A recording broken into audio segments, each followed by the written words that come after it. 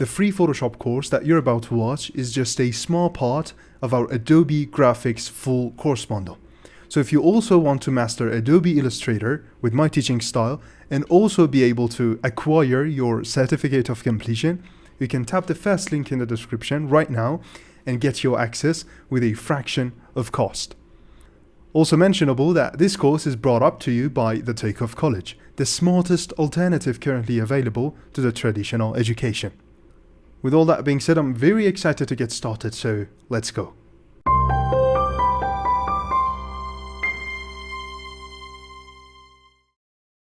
Hey everyone, we are getting started with Adobe Photoshop. So, before anything, we should talk about what Adobe Photoshop actually is. So what is Adobe Photoshop? Adobe Photoshop is an editor software, but an editor of pictures and images. And that is what we basically work on and work with in Adobe Photoshop. So a lot of the times these questions come at me that what is Photoshop, and most importantly, what is the difference that Photoshop has with other editing softwares such as Adobe Illustrator, which is also included in the Takeoff College courses. But this question is a very common question, and they ask, why is Adobe Photoshop separated from Illustrator and what is the difference between them? So here we have a very big conceptual and identical difference between these two softwares, and that is that Photoshop is a raster graphics editor. So this is very important. This is a very important concept actually. We have raster graphics and we have vector graphics. So how do they actually work? I said that Photoshop is mainly used for photos and pictures and images. So whenever we have an image, let's go through the details and the identity of an image and how images work. Whenever we have an image, the entire image that we see and we use and we share and whatever is basically something like this. So we have it here. As you see, we are seeing this smiling face.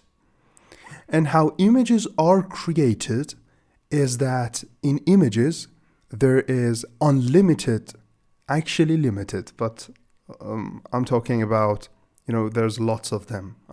That's what I mean. But there's limit to them. But we have all these small squares, so there's plenty of them. We have all these very, very small squares that each contain a certain color, and all of them squares coming together will create us a graphic, will create us a design, and this is what we call a raster graphic or a raster design. So this is basically how rasters work.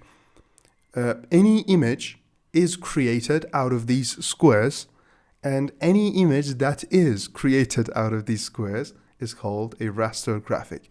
So there's a very important point about these raster designs, and that is we have limitations. We have sometimes very restrict limitations with their sizing.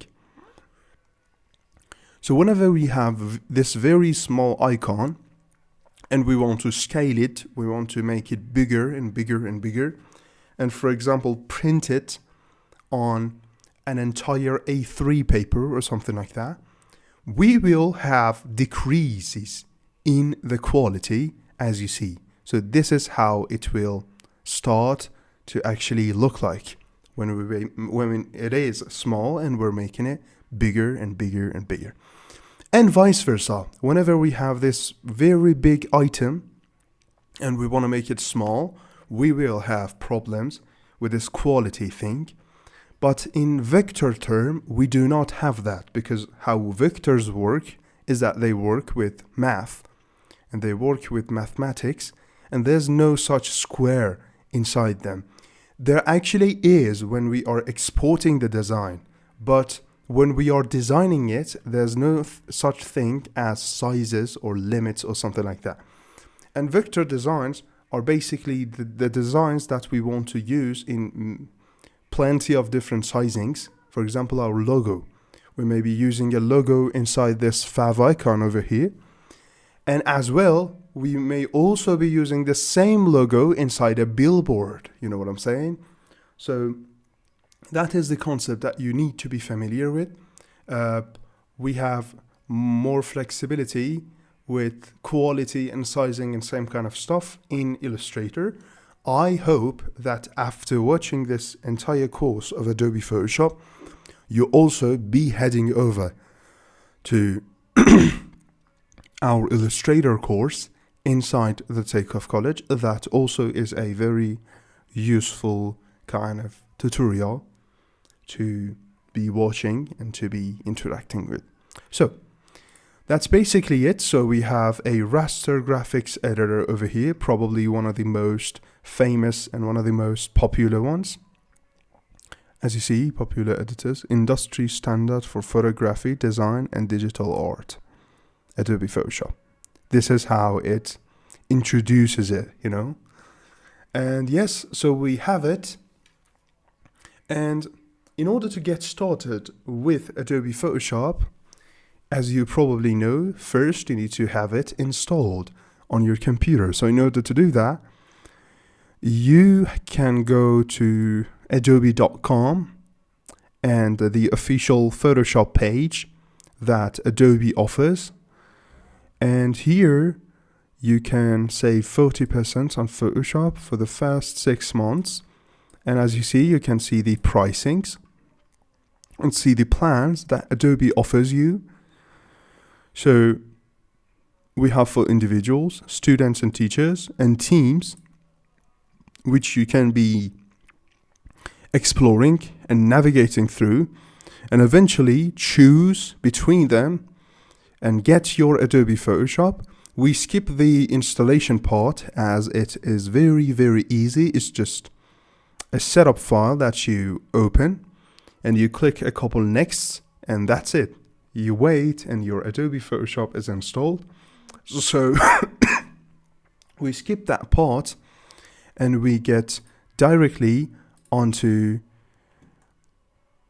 our Adobe Photoshop currently 2023, which is installed here, and we are going to get started with it. Okay, so in order to get started with Adobe Photoshop, just like any other software on your computer, you just need to double click on it and wait a little bit, and it will be opened in your computer.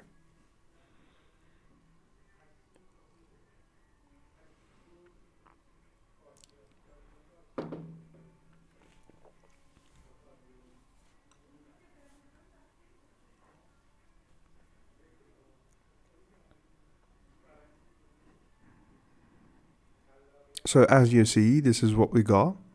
It says, welcome to Photoshop. And this is the kind of looks that we get over here. So here you'll see a list of those latest projects that you have been working on. By clicking on any, you will be able to open it up and make your edits with and continue actually your previous projects that you've been working on. You also can see a new file over here and the open. So these two buttons are available and very important when we're getting started. But if you didn't see them, because you may be using a different version of Adobe Photoshop and that may not include these two buttons, you also can always access these two buttons, so the new file and the open, through the file tab that we have over here. So we can always come to file new or file open and get the same functionality that we get from these two buttons. So what these buttons do, open is obvious, so you click on it and it will open up a window, an open window and you will be able to navigate through your computer and go find one of the projects that you've been working on, select it and click open. And by clicking new file, you will be able to create an entirely new project.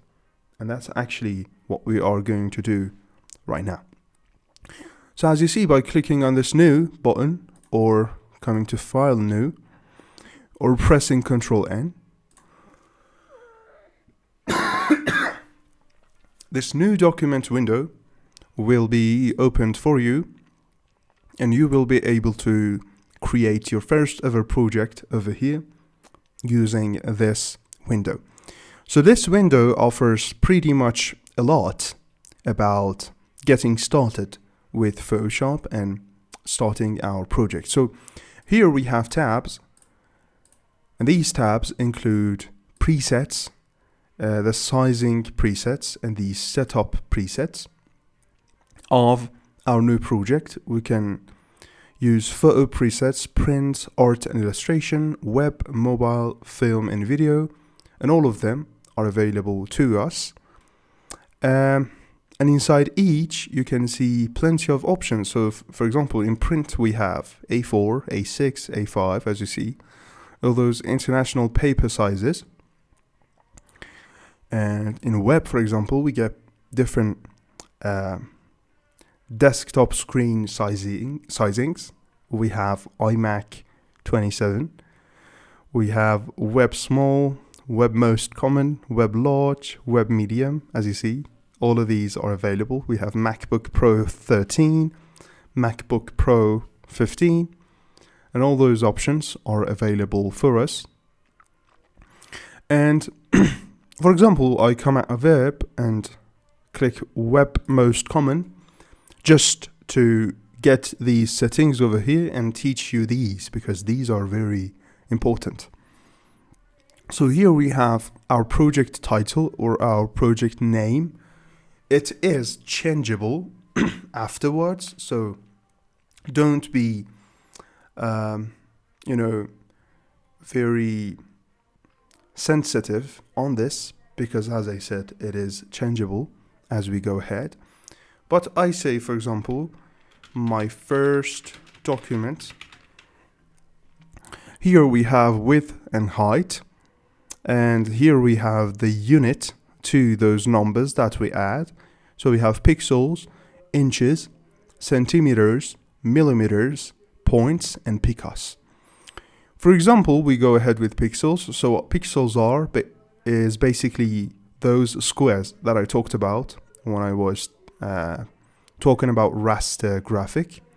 So I said pictures are created out of all these squares, all these colored squares, and those colored squares are called pixels. Here, as you see, we can enter any value for our width and height size. We also have orientation, which will show us that the numbers we added over here, how will they operate with each other, and how will be the end operation of us looking like. We also can switch between two orientations, so it will change the place to those numbers that we have entered over here. As you see, it will replace them with each other. We have this artboard check, which is again important. If I want to talk about it just a little bit, is that this sizing that you give will create you what we call an artboard. So it will create you a page or something like that, a white kind of screen with these sizes that you will be able to work on. By clicking this artboards thing, you will be able to get multiple of them inside one project. So the sizes that you give, for example, you have different pages to this project or anything like that. You will be able to turn this artboard on and freely use it, We also have resolution. Resolution is again about quality and all those kinds of things. But here we have two very, very common numbers that I want you to know about and I want you to memorize and use all the time. And these two numbers are, by the way, both in pixels per inch, not pixels in per centimeters. So that's also important. Set it to pixels per inch. And the two resolutions we have is one 300, which is basically for all documents and projects that are going to be printed. So whenever you are working on something for paper or anything like that, you should be using this resolution. So for any printing purposes and any project that is going to be printed, use 300 pixels per inch resolution. We also have 72, which is about all not going to be printed projects. So all projects that are going to be interacting with screens, with mobile screens, with desktop screens, web, and any kind of, that stuff. You can use 72 pixels per inch, and it is a safe resolution to continue with. We also have color mode, which is again very important. So let me talk about it a little bit. As you know, we have colors inside designs, and we are going to work with those designs. We are going to work with pictures and interact with pictures and photos. So they are going to include colors, plenty of colors, We have two main structures and two main modes that colors are created in. So the first one is basically RGB color, which will make all our colors, any color that it is, created out of red, green, blue. So it will mix all those three colors, red, green, blue, in order to get to the end color that we are going to talk about. This is color mode. We also have CMYK color, which is not available here because we said we want to work with web. But if I, for example, come to print and choose A4, as you see over here, we also have CMYK. So what CMYK will basically do is that it will create any color that we are using inside our project or adding into it. It will create all those colors out of 4 main colors, which are cyan, magenta, yellow, and black. So how do they actually work?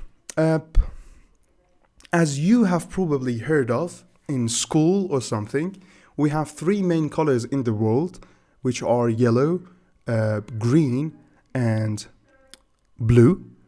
And every single color, they were yellow, red, and blue. Yes, I think. So it was yellow, red, and blue. Yes.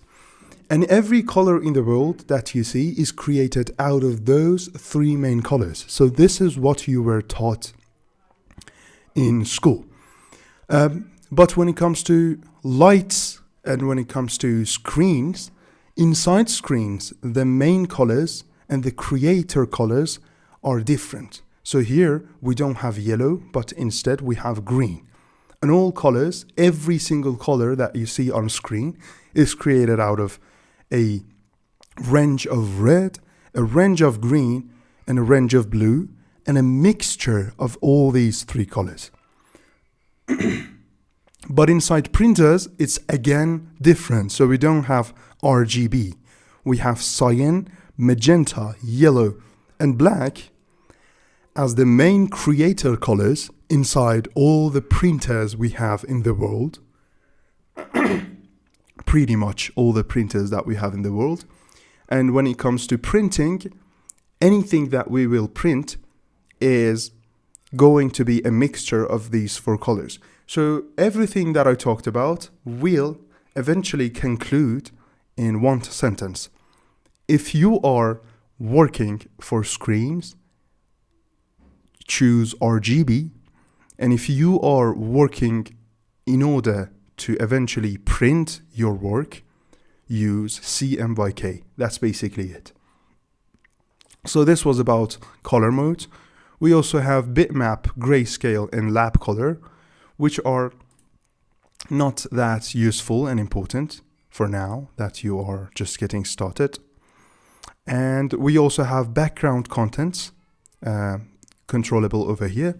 But this, just like the project title, is changeable inside the project. So don't, again, involve yourself with this that much. So you can choose between them. We have white, black. We have a certain color choosable from here as your project background color, custom. We have transparent, and all of them selectable, but as I said, it is controllable when we are entering our project. So don't be that serious about it. Just leave it on white or whatever it is and click create, and your first ever Photoshop project will be created over here. After all, this is, as you see, what we got. So you may be facing something a little bit different to what I am, or you may not.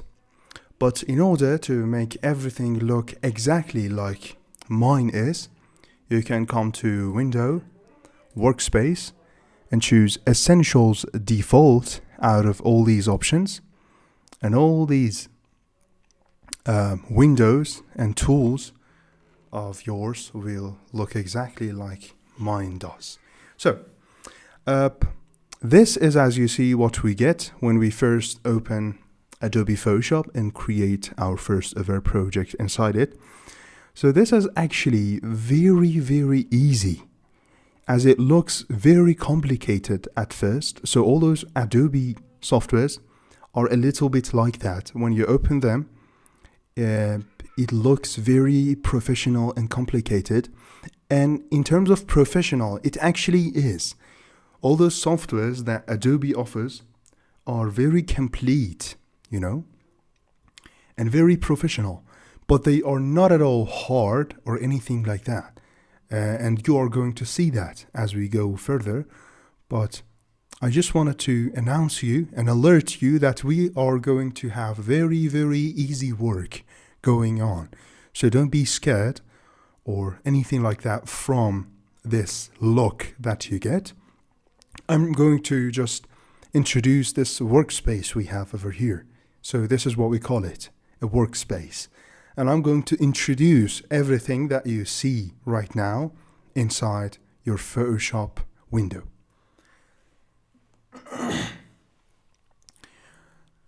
So the first thing that we have over here, as you see, is this toolbar. File, edit, image, layer, and all those settings, all those categories of settings that we have over here. And these are probably everything, you know. This toolbar is very powerful and has plenty of options and settings that we are going to be using inside the software. Here we have a settings bar, or whatever you may call it, that if I change my tool over here, as you see, so I select on different tools, this bar will change as my tool is changed, because this bar over here will provide us with multiple settings for each tool that we are selecting and we are using. I set tools, and yes, this is what we can say our tools window or our toolbar or anything like that, you know. And this is one of the most important parts we have. So this includes all the tools that we are going to be using in order to do different things inside our project. Here is the part that we can view our project and everything inside it through. And here we have windows. So all these windows are accessible from this window tab. So here, for example, I can say swatches. And as you see, it will lead to that particular window that I wanted. and it will provide me with all the windows that are available inside the software. And all these windows are addable or closable or anything like that from this tab, and are accessible through this window tab. And here we have plenty of them. We can close them, we can open them, we can change their place, as you see. We can pin them. We can pin them either like this or like this, so we can expand or collapse them. And as you see, these are what we call windows, which are, again, very important and useful inside our projects. So this is basically it. We got a bar over here offering different tabs.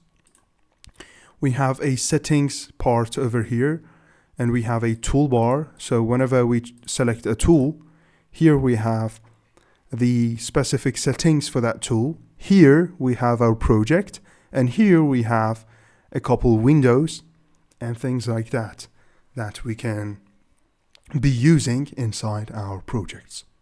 So let's actually import something inside the Photoshop and work on it. So I come to File and click this time Open instead of New, because I am going to open an image from my computer. So I come to Pictures, select this image of mine and click Open, and wait a little bit until, as you see, the image is completely loaded. So this is an image, and let's actually get started doing our work. The first thing that I want to talk about, the first tools that I want to talk about and introduce to you are selection tools, which are very important. Why are selection tools important? First of all, is this selection the name to a certain tool? No. Selection is the operation that these tools offer, and there are plenty of tools that do selection. So selection tools is a group, is a category of tools that we are going to go through. And why are they this important as I'm highlighting them?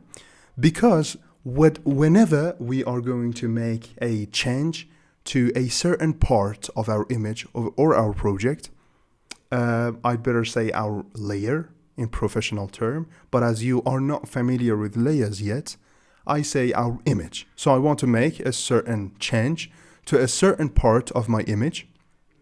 And in order to do that, the first thing that I need to do, I am required to do, is to select that certain part of my project. So I need to first select that part, and then I will be able to make my changes on that part. And this is why all the selection tools in Adobe Photoshop are essential and are very, very important. So there's plenty of them. The first one that we can get is this marquee tools. So this is again a category for itself. Marquee tools are selection tools that offer us selection in a rectangular or elliptical, as you see, form. So through this icon and by right clicking, I can access all the tools inside that category or family. But through this icon, I can access rectangular marquee tool, as you see. And by clicking and dragging, you will see that it will allow me to select a certain part in a rectangular shape and a rectangular mode. As you see, we have all these dashes over here and this specific animation that they have. So this is how selection is defined and is shown in Photoshop. Whenever you see something like this inside Photoshop, it means that that certain part that is bordered with these kinds of borders is selected and is in selection mode currently. So this is what we have with rectangular marquee tool. We also have elliptical marquee tool, which basically allows us selection in ellipses. So it can either be a circle or anything like that. As you see, by clicking and dragging, I will be able to select. We also have single row marquee tool and single column marquee tool, which you can use in order to select a specific row or column, as you saw. So how it works is by clicking. So you click, and as you see, you get this specific selection, which is also very small, as you see. And yes, that's basically it. So I wanted to talk about a very important concept over here until we are not headed to the next part. So while we are in marquee, I wanted to mention that. And that is joining different parts of our selection. Very important. So for example, you have selected this bag or something like that through this marquee, which is not smart at all. So we'll talk about that. This is not a smart move to select this bag through this marquee tool. We have plenty of better tools for that purpose. But as you see, I select this and this part of the bag is left. So I want to again select this part, but as soon as I click, that part of my selection is gone. And how we fix that is by adding this selection to our previous selection. And how we do that is by pressing Shift from our keyboard, pressing the Shift button from our keyboard, and clicking and selecting. And as you see, the part will be added to our previous selection, and we will be able to expand our selection like that. So I can even come and choose elliptical marquee, so a different selection tool, and still press Shift, and the selection that is made with a different selection tool will still be added to my previous selection. Very important and very cool, as you see, right? So this is it. I wanted to just mention it. And another point that I will need to mention about selection is that whenever you have a selection and you want to cancel the selection, or what we call deselect, you can always come and right click on it and click deselect, or click once between or inside the selection area, and as you see, it will be deselected, or press Ctrl D from your keyboard and deselection, or removing a certain selection area will happen, and as you see, the selection part will be gone. So the next selection tool that we have, the next group of selection tools that we have are lassos. As you see, I have polygon lasso automatically selected here, but I right click and start with the lasso tool itself. So what lasso tool provides us with is this click and drag kind of selection. And how it works is that let's say, for example, I want to select this bag again. So I can click and drag on the borders of this bag. I'm holding my click. That's very important. So I am holding the click. And whenever I relieve the click, as you see, the selection will happen automatically. So this is how lasso tool works. As you see, we can create plenty of selections through lasso. That technique, or something like that I mentioned for uniting different parts of our selection, is also applicable over here with the lasso tool. So I selected this bag and this part is left. All I need to do is that I need to press Shift, and as you see, I'm holding both my click and the shift button on the keyboard. And I'm not relieving any of them. And after all, as you see, this part of my selection is added to the previous part of my selection. And this is how lasso tool works. We also have polygon lasso. So how polygon lasso works is that you will be clicking and you will not need to hold your click. You just click once and one point will be added to this polygon that we are creating. And as you see, with each click of you, one pin will happen, and this is what you can get with polygon lasso tool as a tool for selection.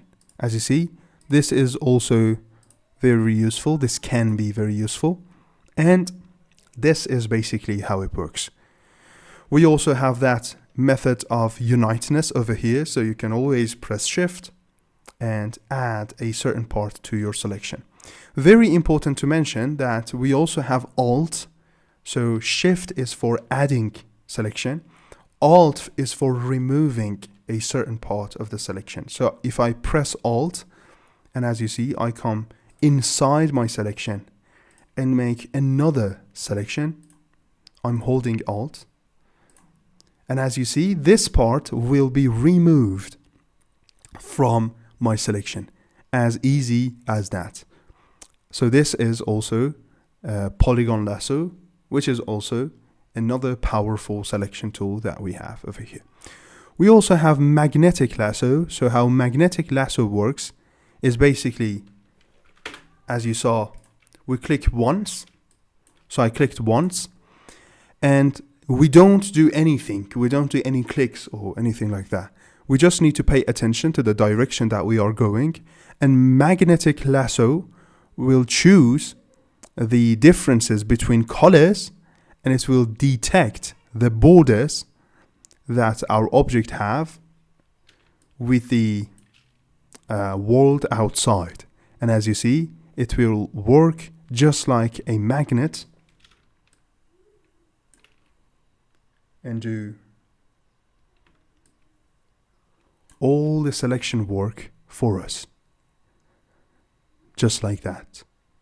So I double click, and as you see, this is how my selection is made. So this is very, very, as you see, accurate, dependent to the previous selection tools that we used to have. We also have that shift to unite and that alt to remove for this tool. So that's very important to keep in mind.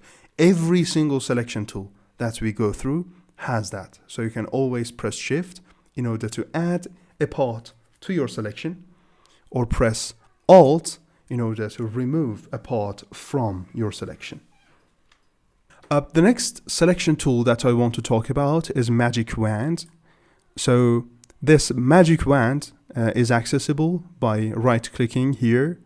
It may be on any of the two above tools. So you need to right-click and come here and choose Magic Wand over here. So this Magic Wand is basically about clicking, and by one click, it will detect all the similar colors that are around that certain part, and it will choose and select the entire of the colors, of the color matches that it finds over there. We also have these leaves over here, as you see, and we can click and select them as easy as that with this Magic Wand tool that we have got. We also have, I don't want to mention that, but we also have that shift and that alt thing. We have that for all the selection tools, and we can, for example, come here and choose all those leaves that we have inside our project, just like that, as easy as that. What else do we have? We also have quick selection tool. So quick selection tool is a very popular tool among all those old ages of Photoshop. This is also about clicking and dragging. And again, it is sensitive on colors and certain things. And it will be a very useful tool for quick selection, as the name says, you know. So it will provide you with a quick, pretty accurate selection. As you see, it may make some mistakes over here.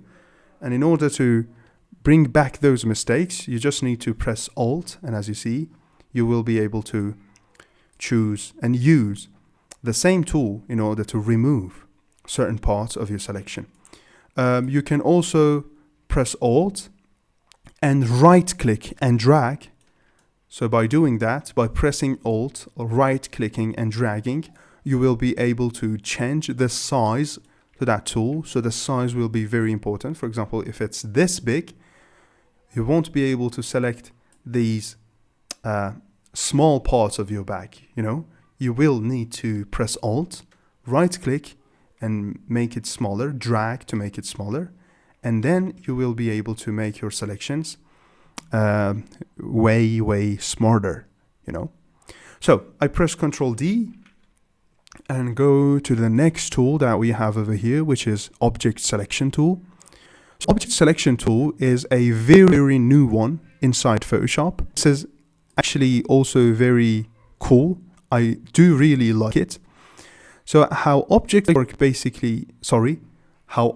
Selection Tool basically works is that it will try its best to detect multiple objects that we have inside our image. And just by clicking on that object, it may be very slow, as you see, but it will be very accurate as well. So as you can see, by just clicking on the object, the selection will happen just like that, you know. For example, I click this part, and all you need to do is that you need to wait a little bit, and that work of object selection will happen automatically. That's it. So it also offers you and provides you with those detections that it has, and it also may be very popular and useful, although it's pretty new and it may not be that good yet, but it still is a very useful selection tool inside Adobe Photoshop. So this is basically it. These were all the selection tools that Adobe Photoshop provides us with, and they are going to be used a lot inside our actual projects and our real-world projects, as I said, because selection tools are very important, because we need to make a selection in order to make any further changes on different parts of our projects. The next tool that I want to talk about is this Move tool. So this is also essential, and how it works is, as the name of it says, it just moves different objects and different layers for us. So it just moves, you know.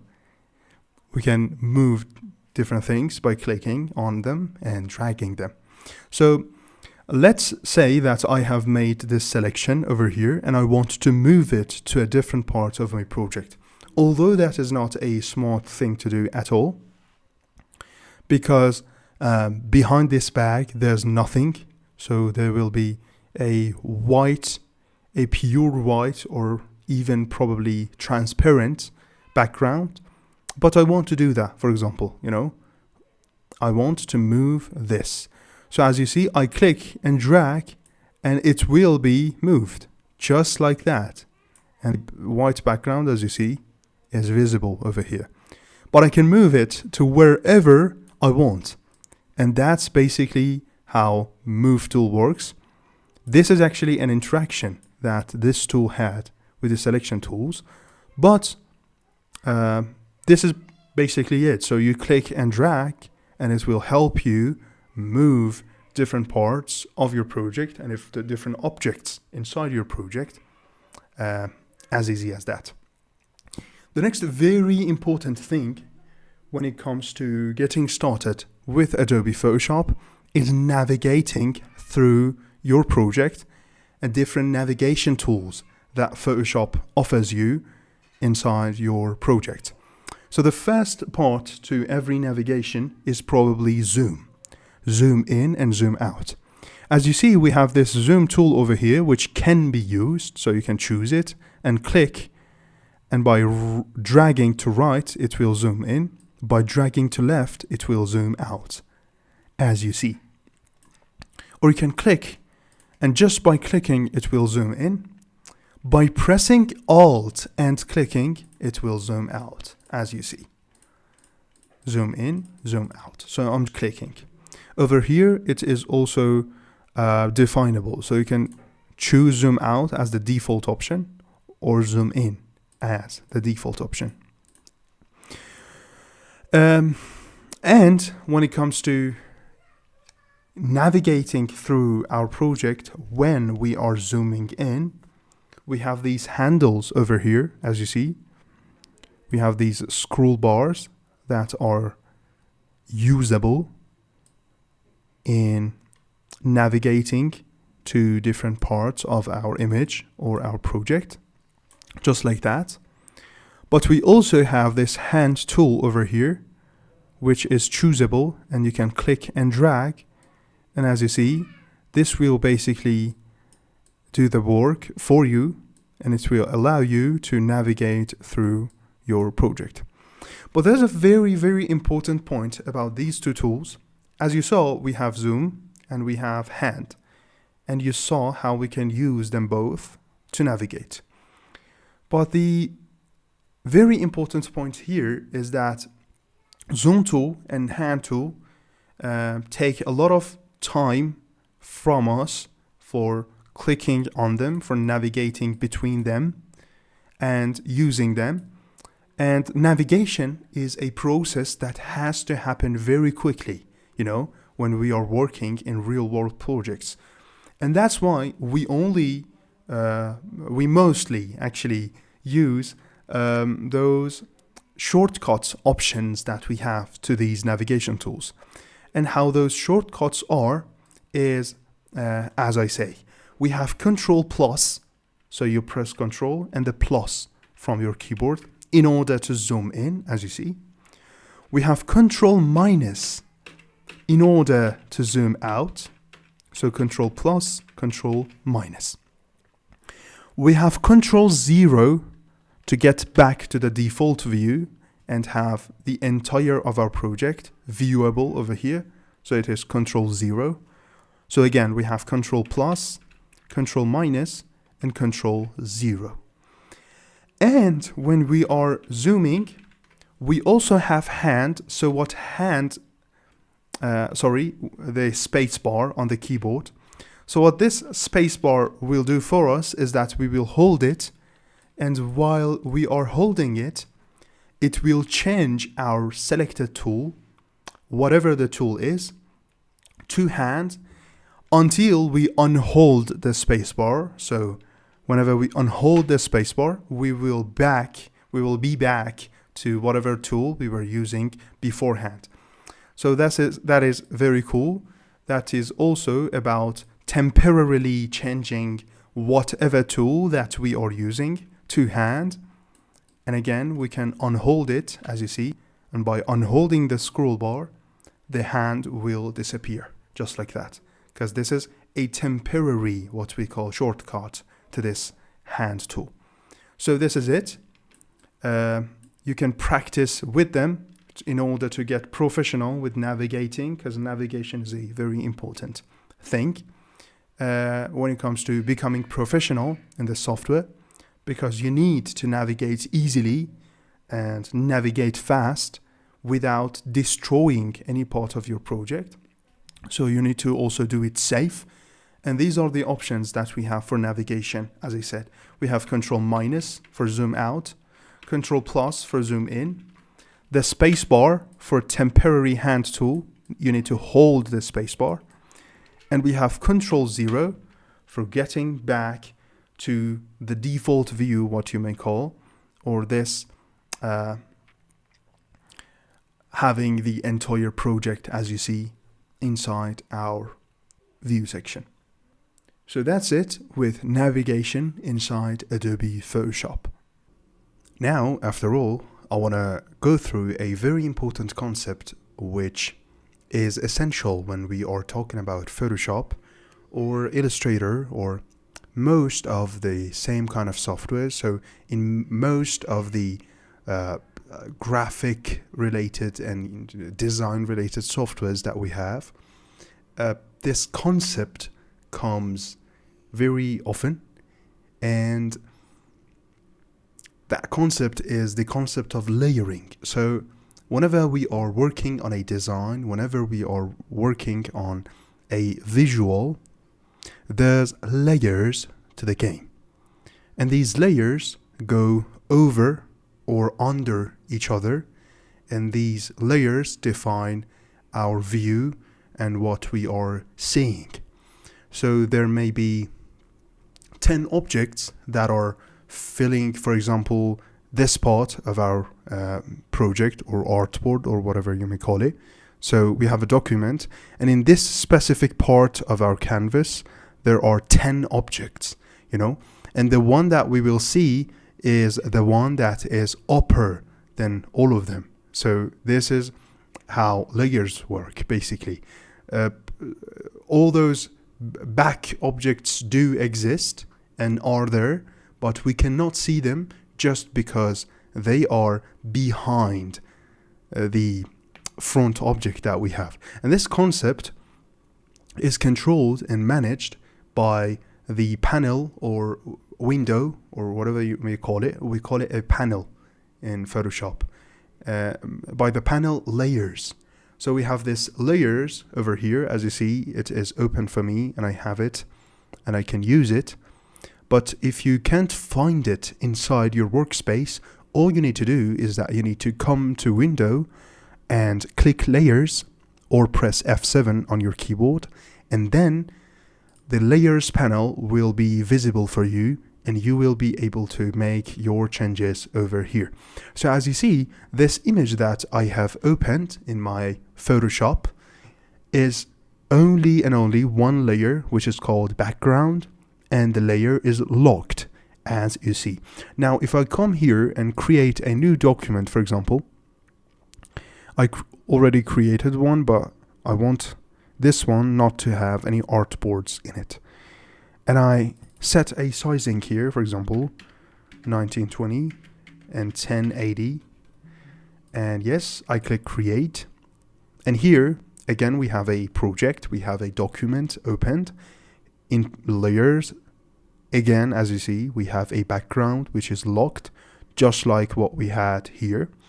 So if I come and drag this selection that I have created through that selection tools that we went through, and I click and drag it and bring it to this other document that I have opened over here, as you see, one layer will be added over the other layers that I have, and now this one is not locked. So this means that I can move it, I can add or remove parts to it, I can easily resize it. So how we do that is by choosing the layer and pressing Ctrl T, and I will be able to make changes to the size of it. So I need to zoom out, as you see, because our element is big, our object, and using these handles I will be able to change its size and make it smaller, as you see. And by pressing this check, it will be applied. So I press Ctrl 0, and as you see, this is our object. We can freely move it around, and we have it, and we can see it in the layers panel that we have over here. So whatever object that you create or import, so it doesn't matter that you import it or you create it. What do I mean by creating objects? We will talk about that in this lesson that we are inside. There are tools that provide us with the ability to create certain objects, certain shapes, or certain texts inside our project. And every of those objects, every of those tools that we create, and every of those objects that we make or build, all of them will be added to this layers panel and will be controllable and manageable over here. So inside layers, we have plenty of concepts. So one of them is grouping, beforehand, let me add a shape over here. I know that you are not familiar with it, and we are going to get familiar with it, but now I just need that in order to teach you some things inside this layers tab. So now that I have created this rectangle, as you see, one layer is added to the top of all the layers that I have. And now, in order to make the bag visible, make all of the parts of the bag visible, and send this rectangle to the back of this bag, all I need to do is that I need to come to layers, and as you see, I click and drag, and by dragging I can position these layers the exact way that I want them to be positioned. So this is the first thing that you need to understand. This is how you can change the position to every layer of yours. So let me add another shape over here. I'm sorry that I am using things that you don't know, these shapes. These are easy concepts, but we will go through them completely. Just I need to add these 3 layers over here, and as you see now we have 3 of those layers. I don't count the locked one so far. I will say why a little bit further, but we have these 3 layers, as you see, and now we can click, drag, and position these 3 related to each other. So I can send this red one to the back of all, or I can bring it over the bag and back of this black rectangle, or I can bring it over all other layers that we have over here. So this is basically positioning and placing the layers in the order that we prefer and in the order that we want. Another important concept when it comes to layering is grouping. So sometimes you want these 2 objects to be merged. Sometimes you want these 2 objects to be separated from each other, to stay separated from each other, but you will be able to make group changes and grouped moves and same stuff to them. So these are 2 completely different concepts. One of them is merging, one of them is layering, and let me teach you both. We start by merging, right? So in order to merge 2 layers with each other, all you need to do is that you need to select those 2 objects or layers or whatever they are, and after making your selection, so in order to do that you need to click on this and pressing Control, click on the other one, and by that you will be able to select both. And as you see, when I move, I'm moving both. In order to merge these 2 layers, all I need to do is that I need to right click, and here, as you see, we have merge shapes. By clicking that, it will merge those shapes, but as you see, it changed them a little bit. Why? This also refers to the concept of shapes and what they are, because they are separated different types of objects inside Photoshop. So I press Ctrl Z in order to go back in my change. So as you saw, the shapes were merged. Now I want the layers to be merged. So I can right click again, and here I can click Merge Visible. Okay, this is another option that we have. Merge Visible will merge all the layers you have and combine them with the background, as you see, with the locked background that you have, and it will make this project a locked project, Now it's like an image. You can't make any changes like you could before. So again, I press Ctrl Z, but as well as these two options that we had, we also can press Control E, and look at here. When I press Control E, this is what happens, as you see. So it basically does this merge thing that we had over here. And the same thing happens. So I can merge two layers. Doesn't matter what they are. They can be texts, they can be shapes, they can be images, they can be different from each other. So I can merge a text with an image, I can merge a text with a shape, and all of them are possible. And all I need to do in order to do that is that I need to just come over and select those two layers of mine and press Control E, and as you see, the merge will occur, and these two layers are now merged. So this is the concept of merging, but a lot of the times you don't want them to be merged, because merging two layers can be dangerous, because can limit your possibilities, because you are losing a lot, you're losing the individual control that you had on each layer by merging those layers with each other. Sometimes you just need to move them with each other, or make your make your light changes and not that big changes on them together. Just need to identify them as layers that are related to each other. And then the concept of grouping comes at the table. So in order to group two layers, again, you need to come here and select them.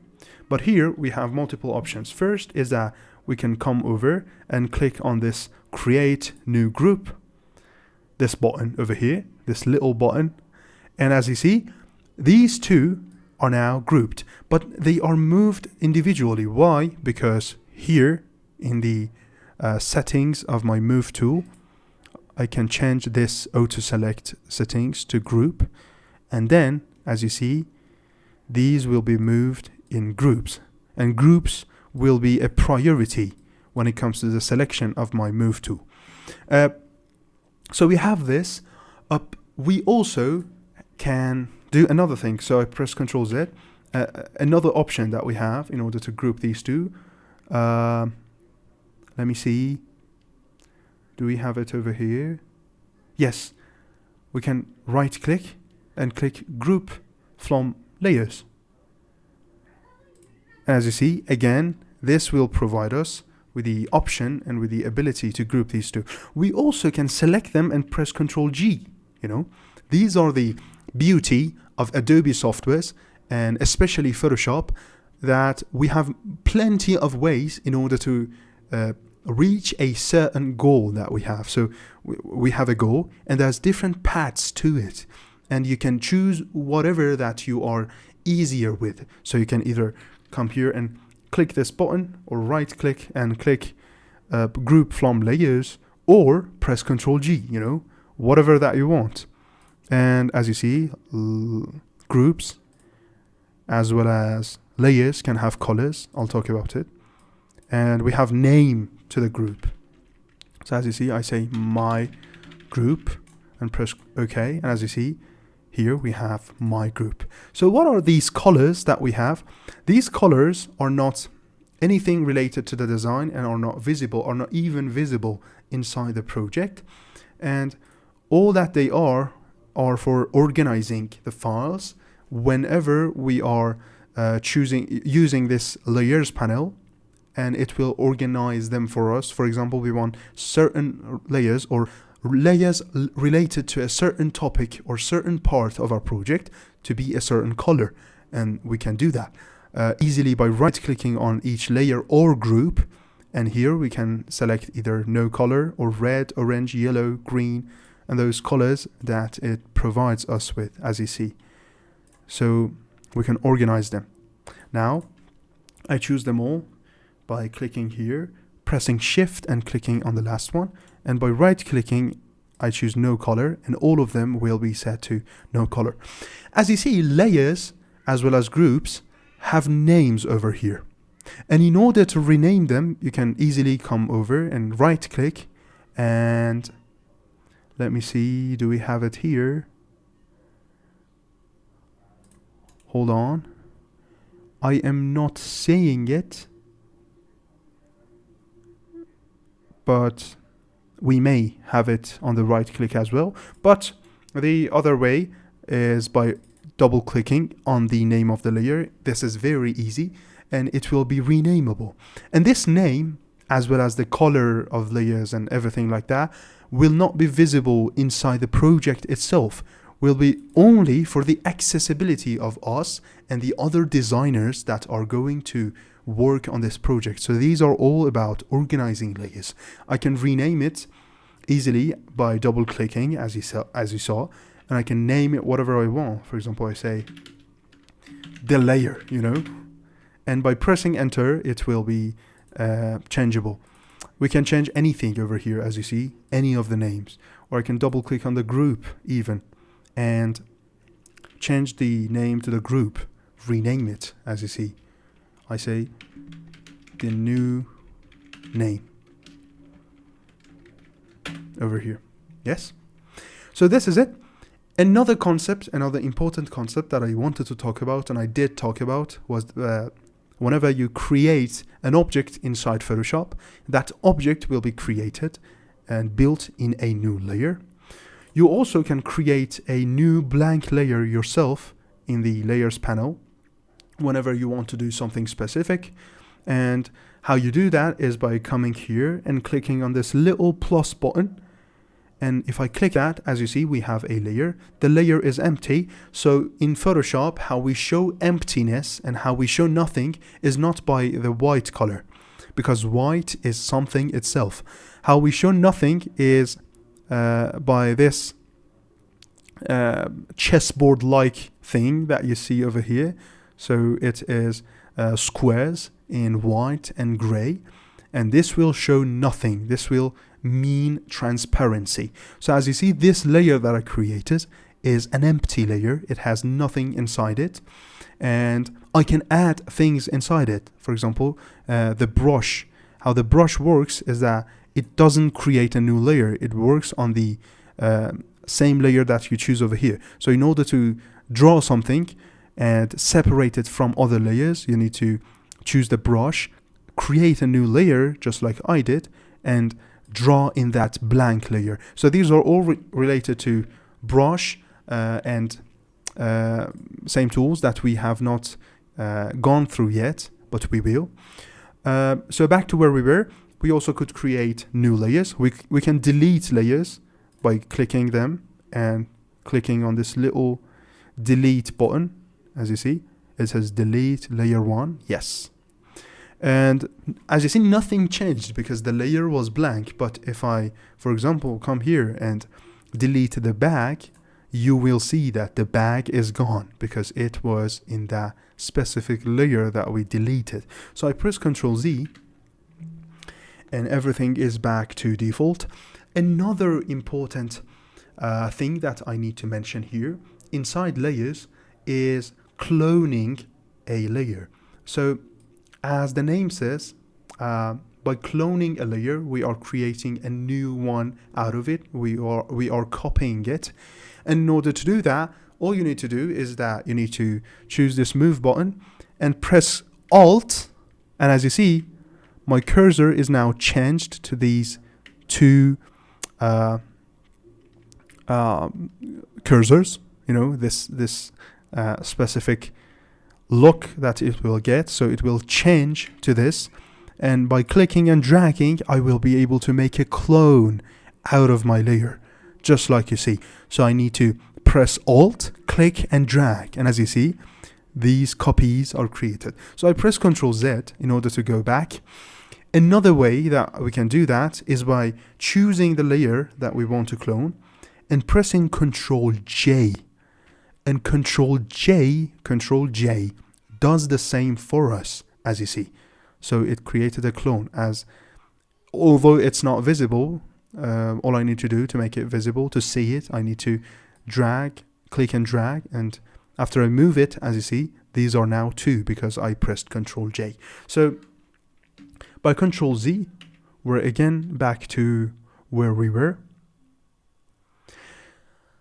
The next thing that we have in the layers panel is layer options, which are very important. And in order to reach that settings and options of each layer, we need to right click on it. And let me see. I'm not good with these right clicks, because I am used to the shortcuts. But yes, it was the first one. It was blending options. So by right clicking on each layer and going through its blending options, as you see, you will reach a window which is called layer style, and it will be very, very useful. It may be one of the most used things that you are learning in this lesson about Photoshop is this layer style. So it provides us with plenty of settings. We can add textures to our layer. We can add stroke to our layer. So let me do that with this bag over here. So if I, for example, head over to the stroke part and check the stroke, as you see, I can set its color. So I say I want it to be green, something like this. And here we have a size. So if I increase the size, as you see, I'm adding a stroke to my bag. It's very important. We can add multiple strokes. So by clicking on this little add button, this little plus, as you see, I say my second stroke, I want it to be orange, and I increase the size. So as you see, I have two strokes now. I have a stroke for my stroke, its position and other settings that we have. For each of these options and styles, we have inner shadow, inner glow, we have color overlay. So this color overlay is also a very used one. And what it does is that, as you see, it fills the layer that we have, whatever it is, with only a color. So you can, for example, come here, clone your layer. So I say Control J and change its place a little bit. And by coming to the back layers layer style, as you see, I can set its color overlay. And as you see, it's something like a shadow, or something like that. And these styles are all available. I said shadow. We also have shadow inside the layer style itself. So it provides us with drop shadow, as you see, or inner shadow. And all of those stuff are available in this layer style panel. So it was reachable by right clicking and heading over to blending options, or by double clicking on the layer. So if we double click on the name of the layer, it will be renamed. But if we double click somewhere else, so here, for example, we will be headed forward to the layer style panel. Another important thing that we have inside this layers panel is opacity. So as you see, we can change the transparency or opacity of this layer, of each layer. It is in %. And if I, for example, bring this up and bring it over this group that I had, sorry, I want it to be out of the group. Yes, as you see, although the bag is over my other objects, but the other objects are still visible because the opacity of my layer just changed. We also have blending modes. So blending modes are basically about, as it says, blending and mixing the layer of mine with the layers behind it or the other layers. So it is about the behavior of this layer with the other ones, and is called blending mode. So I bring this bag over those squares or rectangles, yes. And here we have a list of blending modes. As you see, the default one is normal. So when it's normal, they do not mix, they do not blend. But I can change it to each of these options that we have. We can multiply We can use multiply, darken, color burn, linear burn, or anything like that. And as you see, our photos will be blended to each other. And this is another power of this layers panel we're talking about. Layers is very important, and you are seeing the importance. One of them is blend modes that we have over here. So I set it back to normal. Another thing that I want to talk about in this layers panel is the adjustment layers. So adjustment layers are layers that do not have any certain objects inside them necessarily, but what adjustment layers do is that they will adjust, as the name says, they will adjust a certain effect or same kind of stuff on the layers that are under them, so that are in the back of them. So let me show you by an example. How we can reach these adjustment layers is by coming to the layers tab that we have over here. And these little buttons that we had this circle, and it is our way to the adjustment layers. So we have solid color, we have gradient, we have pattern, brightness, contrast, levels, curves, exposure. And as you see, there are plenty of them. So if I click solid color, as you see, my adjustment layer will be only color. And wherever I position it, it will be applied to that place. Another one that we have is gradient. So we can add that as well, as you see. And it will be added to the objects that I have. We have pattern. And there are plenty of them inside Photoshop. And it's not visible because it is behind this solid color, so I can drag it. And as you see, it will be visible. So this is a pattern. I forgot to mention a very important point, and that is, as you see, we have this background locked, and we cannot make a lot of changes on this background. We can lock other layers as well. And in order to do that, all we need to do is that we need to select that layer and click this little lock button. And as you see, I can't move this layer anymore. I can't select it. I can't make certain changes on it. I can't be headed over to its blending options. So blending options are locked now because the entire layer is locked. So this is how we lock layers inside Photoshop. This was important to mention here. Yes, back to adjustment layers. So let me delete all these in order to go through the other adjustment layers that we have. So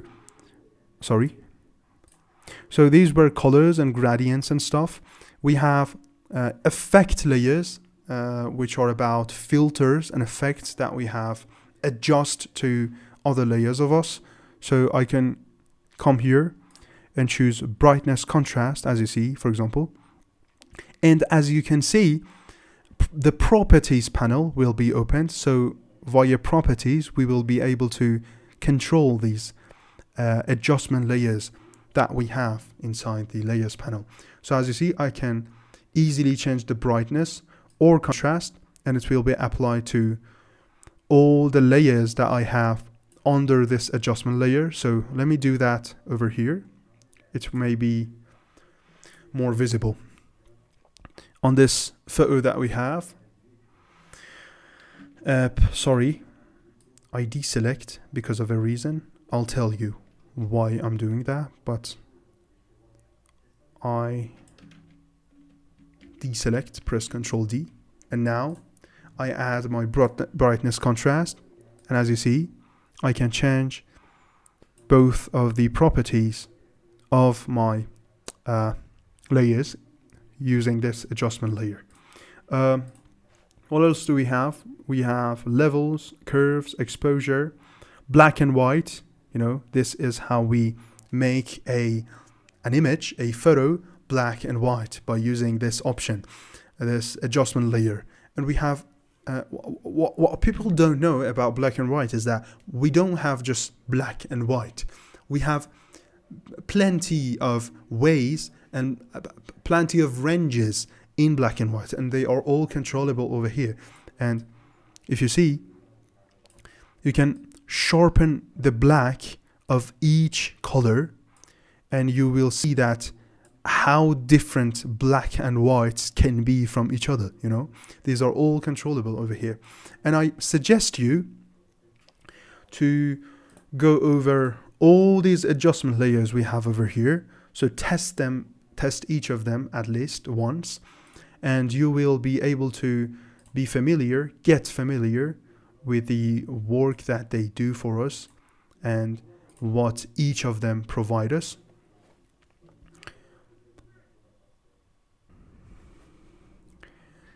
The next thing that we need to talk about when it comes to layers is masks. So masks are these concepts that are applied to each layer of us. So let me show you one. For example, this brightness contrast adjustment layer that we added over here, this is already including a mask on it. And as you see, this little white square that we have over here, this is the mask. So what are masks? Masks are basically concepts that are applied to each layer, and through them we can choose different paths and different parts of each object or each layer that we want to be visible, or different parts of each adjustment layer that we want to be adjusted, or we want to include or exclude from being adjusted, or whenever we want to remove a certain part of our layer, but we do not want it to be removed. We just want it to be covered. We want it to be invisible, you know. These are concepts, and these are places and times that we use mask in them. So how masks work is basically with two colors of white and black. And white in masks means visible, and black in masks means invisible. So if I come here and click on this little square, so it make it selected, as you can see, and as it is visible. And here again, I'm using brush. Sorry, I know that you don't know what it is. I think you can guess. You know, it's just a brush, so we can just draw with it or something like that. You know, and increase the size of it. We'll talk about all of these in the brush section of this lesson. And now here, through this color over here, I choose black, and I click and drag, and as you see, as I'm drawing here, I can see the black point over there. This black part, these black parts will be excluded of this adjustment that I've created. So if I, for example, come here and select the entire of this bag, it will be excluded from this brightness contrast thing that we have over here. We also can add masks to layers itself. So I can come over here, click on this layer, and add a mask to it. And that mask will be a visibility mask. So now, if I choose this brush on the black color and click on this little square that is created over here, and I draw, as you see, the shape of mine will be removed, or I'd better say will be invisible, will be hidden, because I'm masking its visibility, as you see. I can choose a white color and come back, and I can always drag and draw, and as you see, with the white color I will be able to bring back those hidden parts, or bring back those deleted areas, you know. This is basically how mask works. So the first mask that we had was the mask for adjustment layers, and we also have mask for normal layers that we have throughout our project, which are called visibility mask, because we'll be adjusted to the visibility of our elements, of our layers. We also do have another mask. So beforehand, let me teach you how you can delete these masks that you have added to these layers. In order to do that, all you need to do is that you need to come here, click and select the mask. And by clicking delete, as you see, it says delete layer mask. And now it is deleted. So I delete these masks. Before deleting this visibility mask, as you see, it says, do I apply the mask to the layer before removing? So if I click apply, for example, I use this mask to remove this part of my bag. Now, if I click delete and click apply, this part of my image will be removed forever. So the mask, the visibility mask, will be applied to it, you know. So again, I delete it. This time I say delete, don't apply it. And as you see, this was what we had. So this was mask. We also have clipping masks, which are basically different things, you know. What clipping masks are about is when it comes to adjusting a layer into another layer. So setting borders of a layer for another layer, if that's understandable. So let me show you with an example. I draw another shape and I bring the shape under this mask, this layer of mine that I have over here. And in order to make a clipping mask, this bag layer of mine has to be over the layer that I want to be borders for it. And I can come to this bag, I right click and I say make or create clipping mask. So if I click that, as you see, this is what clipping masks are. And you see what happened here. So this is a child of this square that we have, and we can move it inside the square, as you see. And this is what clipping masks are. I press Ctrl Z, and there's another way to do that, another more common way, and that is that you place two layers in the correct order that they need to be placed in. And afterwards, when you might want to make a clipping mask, you press Alt on your keyboard, you bring your cursor between those two layers, and when your cursor looks like this, you just click. And when you click, the same thing will happen. So now this is a clipping mask of this layer. So this is a child to this layer. It can be moved. Each of them can be resized separately. So I can resize the bag, or I can resize the square and move it, as you see. And this will be a clipping mask inside Adobe Photoshop.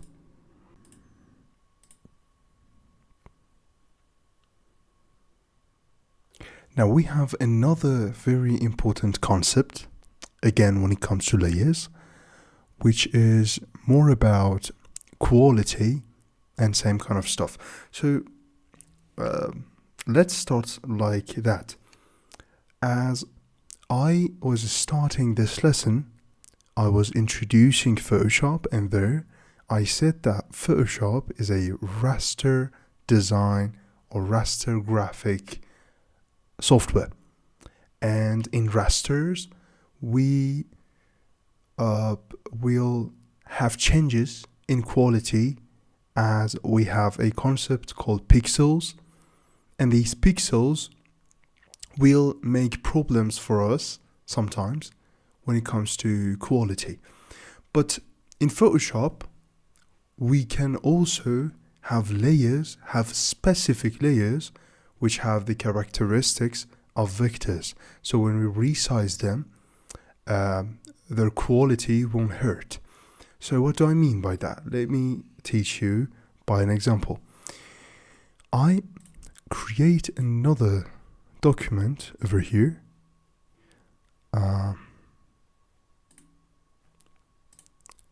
The size doesn't matter that much.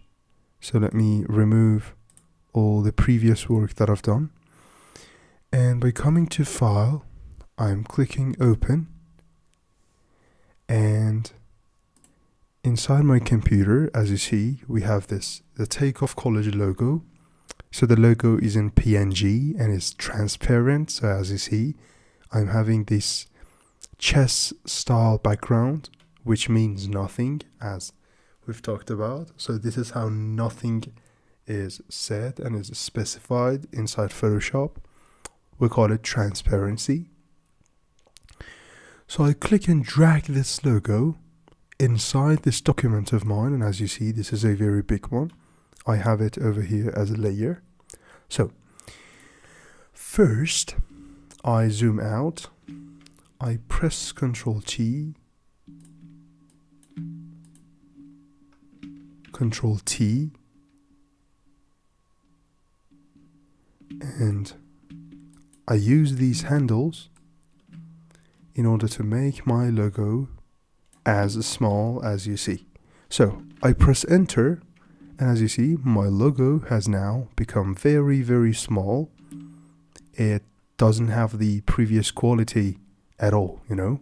This was the previous quality. But now, as you see, this has become very small. And I resize it back to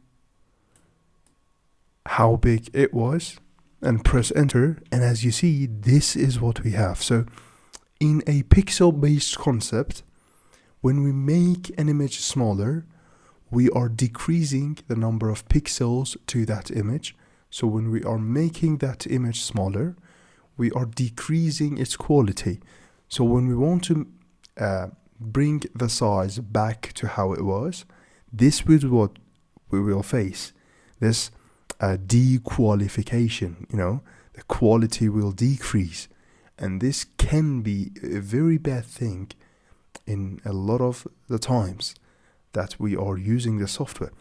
So the solution to that is smart objects. Now let me drag this again and bring it over here. So this is what I have. Now in this layer 2, I right click on the layer in the layers panel and I say convert to smart object. So by doing that, as you see, this little thing is added over here, which is the sign of this layer being a smart object.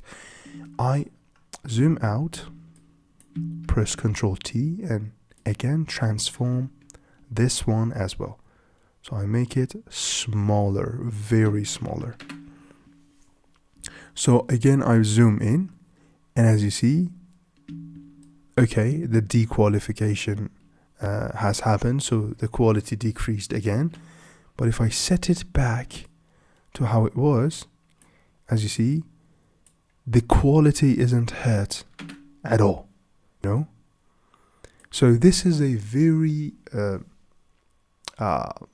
touchable, feelable example of what smart objects will do.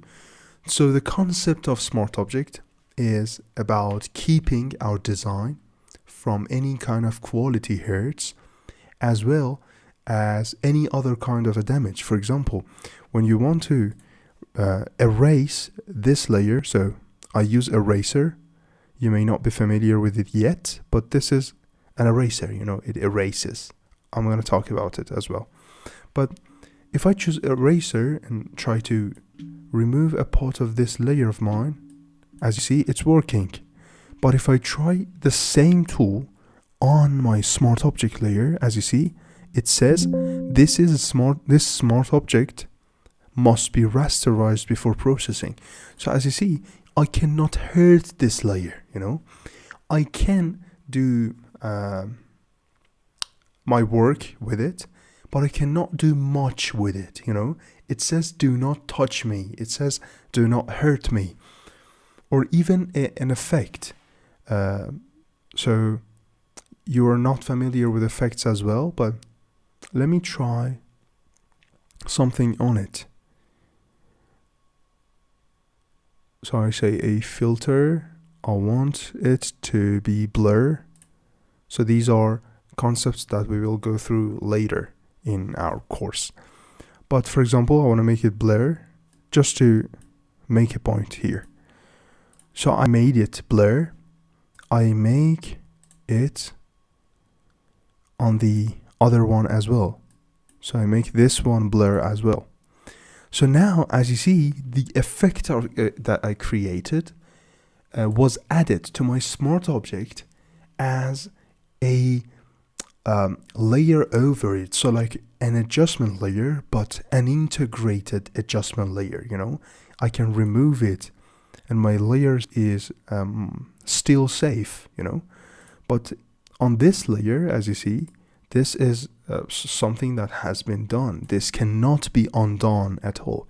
So these are the concepts and the points that make Smart Object a very important individual inside this layers panel. So if I double click on this Smart Object, as you see, I will be headed over to another document or to another project which is about this smart object only, so I can make any changes that I want over here. So for example, I draw something here, and if I come back to my main project, it will be applied. It just needs some times. Sorry, it just needs me to save it. So if I close it and press save, as you see, yes, all the changes are applied now. So this is what smart objects are all about. The next things that I want to go through completely are all of these tools that I mentioned earlier, all of these creative tools that I mentioned earlier and told you that you don't know them, but you are going to know them right now, right away, you know. So when we say creative tools, as you can understand and you can guess, these are all about tools that help us and provide us with new stuff to be added to our project. So the first one is these shapes. As you see, I'm having this rectangle tool right here, and if I right click on it, I will have a list of shapes available for me. Rectangles, ellipses, triangles, polygons, line tool, and custom shape tool. So if I click and drag, as you see, my shape will be created. So this is what I get when I draw a shape. So I'm using this shape tool and I'm on my shapes layer. And over here, as you see, I'm having the settings to my shape. One of them is the fill color of my shape. It can be either a solid color over here, as you see, and I can select it from here and this color picker as well, or it can be a gradient over here. So if I click, as you see, I will be able to specify colors. I'm just double clicking on these and create a gradient for my shape.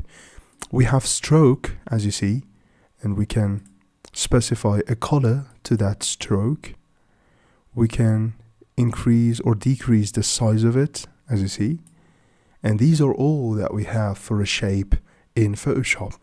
As you see, these little circles are added over here. So if I click and drag, as you can see and feel, I can make the corners of it rounded as much as I want. So I can make rounded rectangles out of my rectangle.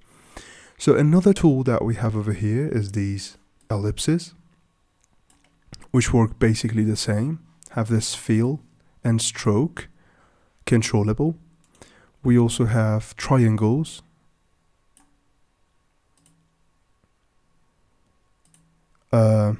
which again has a corner radius. So just like what we had for rectangles. Very cool, you know. we have polygon tool. So if I click and drag, as you see, I'm having this polygon. Again, I'm able to make changes on the roundness of my corners. I can click on this document on the page of mine when choosing the polygon tool in order to specify the number of sides of my polygon. So I want it to be a 9-side polygon. I press OK, and now as you see, I'm having one. Again, I click and say this time I want to have a 5 sides polygon. Click OK, and as you see, I'm having anything that I want to. So another thing we have over here is this line tool. Line, if I click and draw, you'll see that again includes a stroke.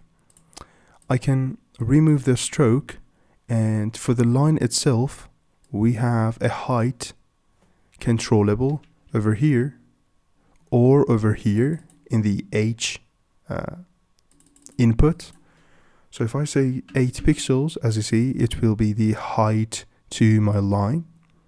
So I will be able to draw lines like this and have them inside my project as well. And we also have custom shapes. So custom shapes may be helpful as well. And here we have a list of them. As you see, I chose the tool and I'm here. So we have plenty of them choosable. So I want an elephant, for example. If I choose it over here and click and drag, as you see, we will have one, and they work just like the other shapes of us in Photoshop do. So shapes are default vectors and default kind of smart objects. So if we resize them, we won't have that decrease in quality at all. And these are the tools that provide us with shape drawing and adding shapes to our project. And as you see, whenever I'm drawing one, a line is added to my layers panel. So all the shape tools are automatically generating those layers for me. And this is an important point as well.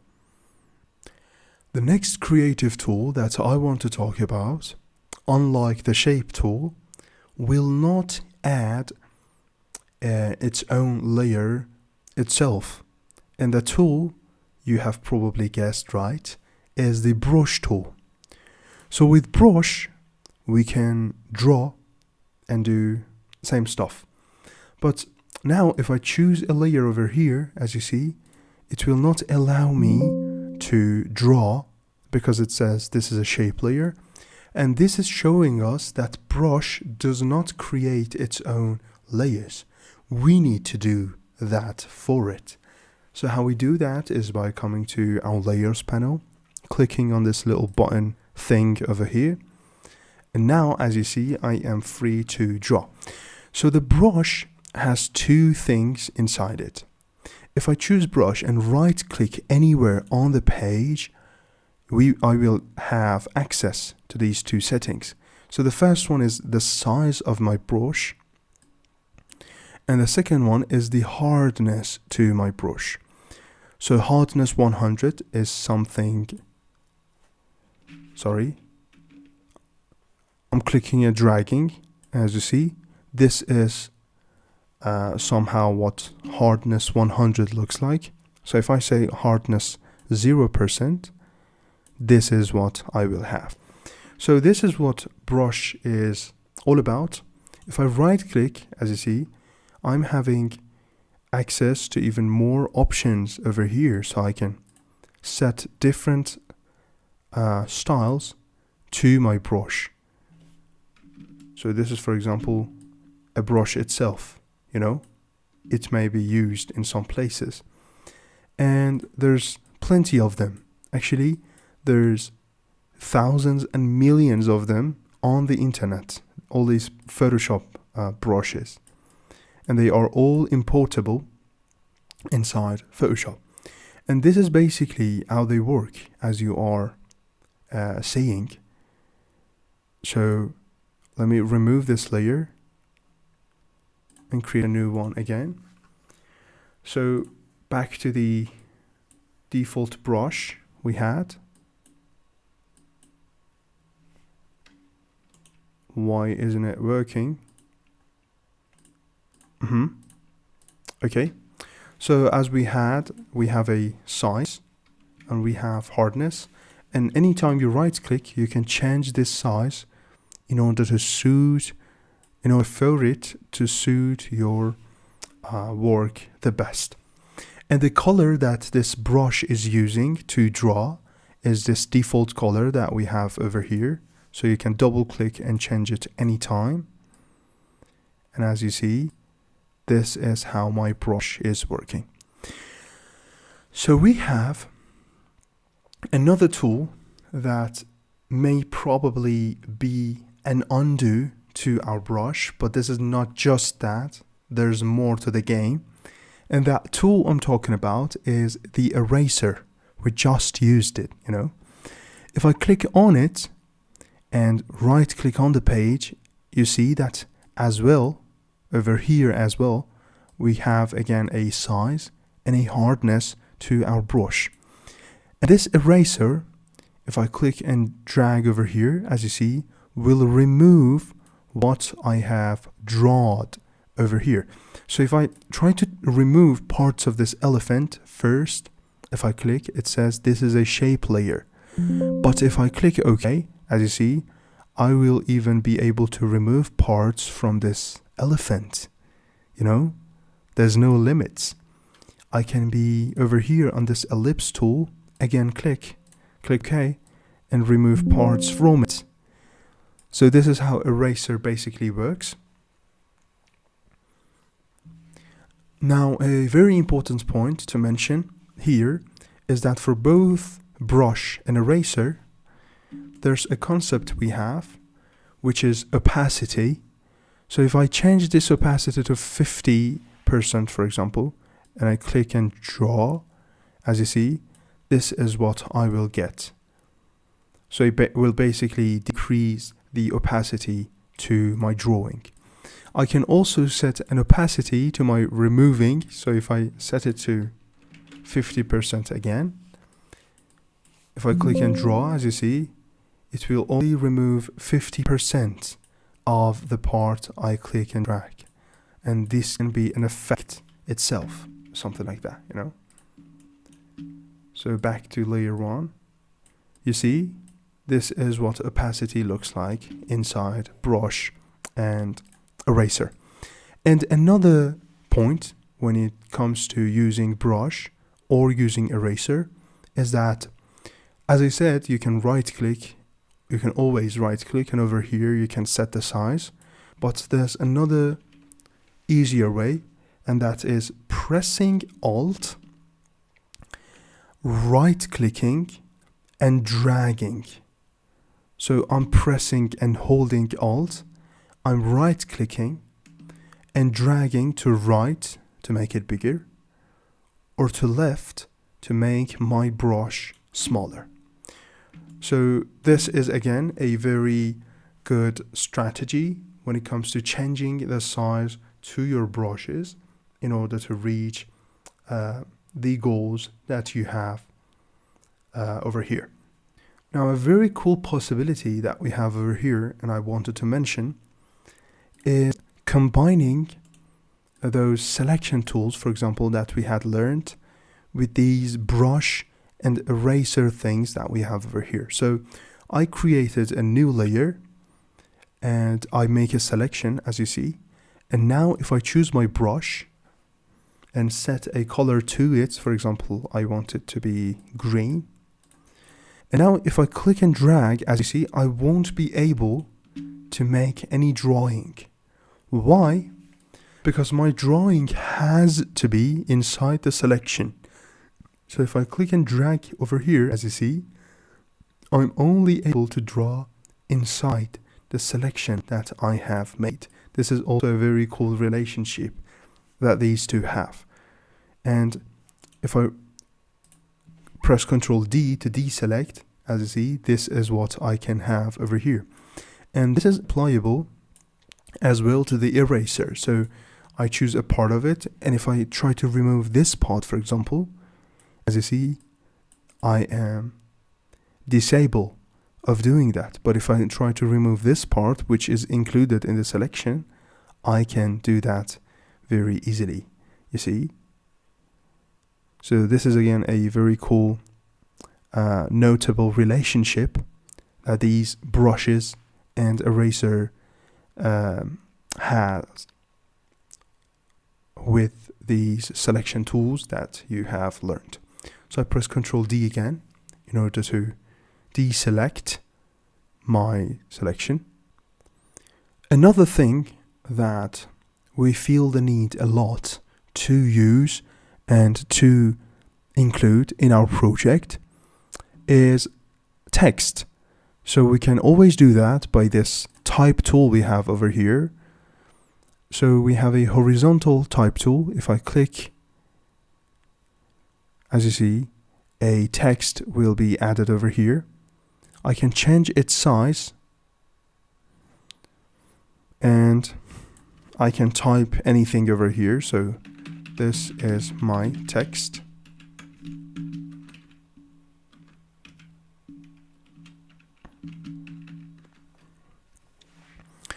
And I can select it. I can set a font family over here, up here, to it. So I can change its font family, as you can see, to whatever I prefer. I can change its font size over here.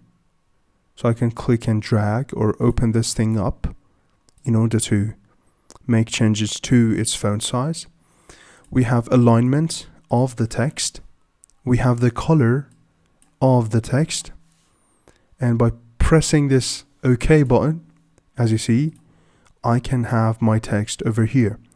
And my text creates a new layer, a brand new layer, with the identity and with the concept of a text. So we have a text layer added over here. So if I choose this type tool, and instead of clicking, I click and draw. Yes, I click and draw. And now, as you see, I'm having a paragraph inside my project. So if I decrease the font size and align it to left, as you see, this is what we are having. So if you have been through the PowerPoint course inside the Takeoff College, the course of Microsoft PowerPoint, you are familiar with these concepts of areas that we have to specify for our texts. And by clicking and dragging, we can do the same over here inside Adobe Photoshop.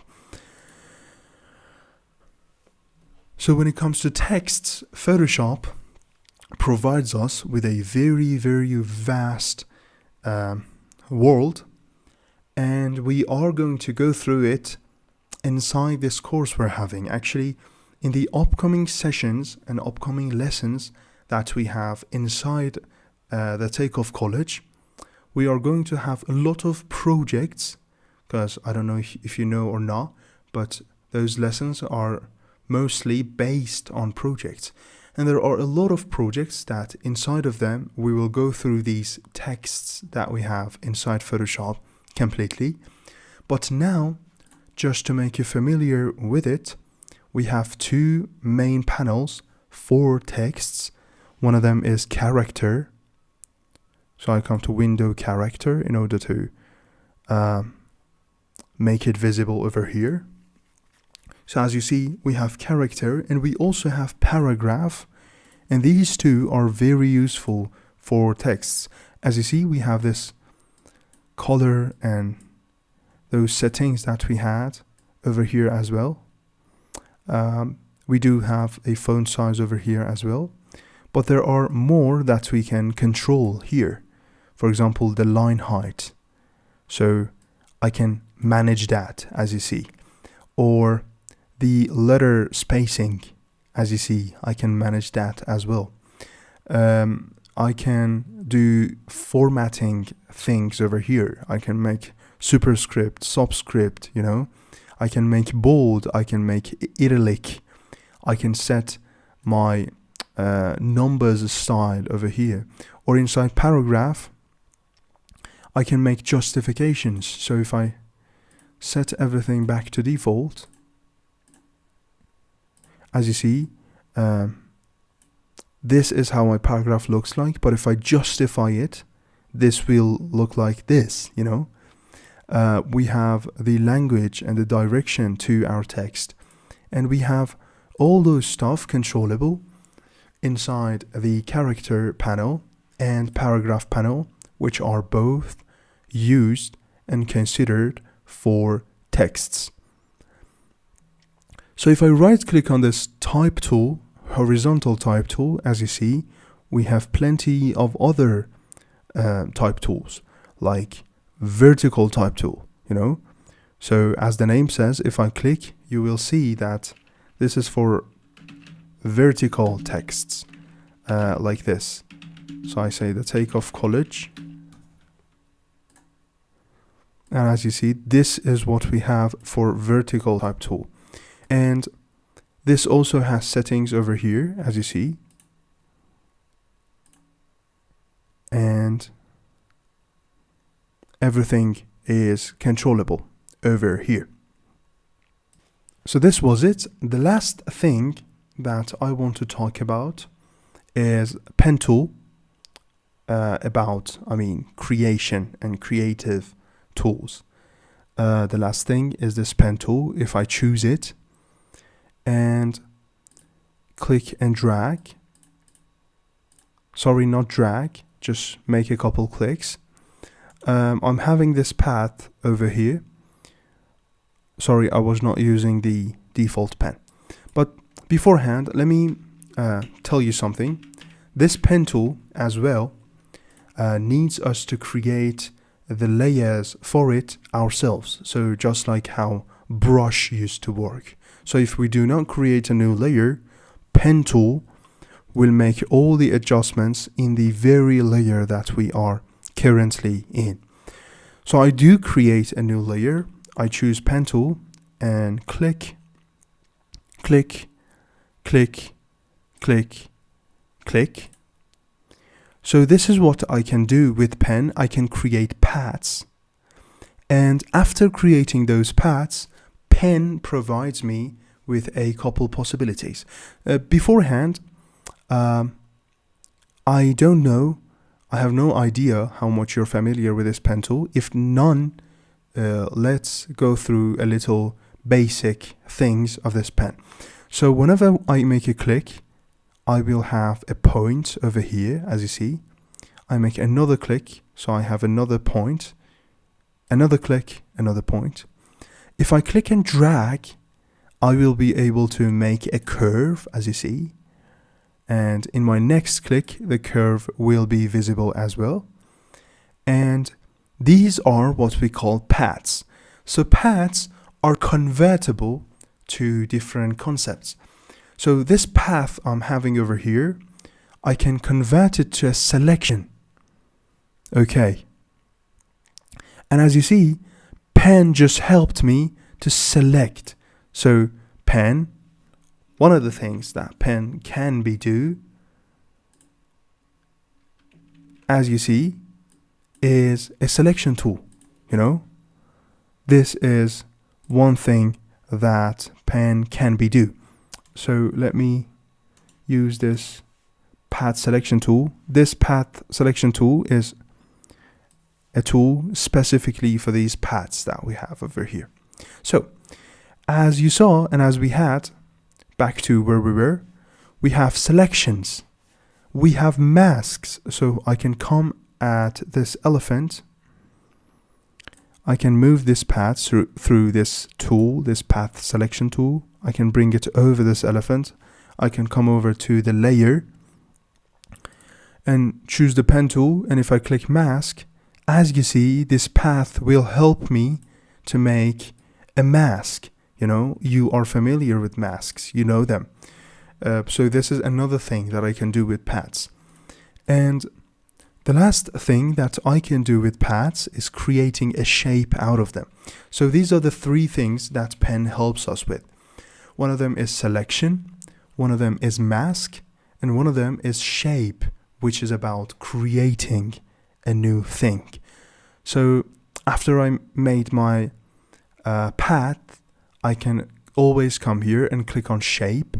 And as you see, my path will be converted to a shape and will be controllable through all these shape tools that we had over here. So I set a stroke for it. I change the stroke size. And as you see, I am able to make shapes out of my pen pads. So this is all that we have for creative tools inside Photoshop.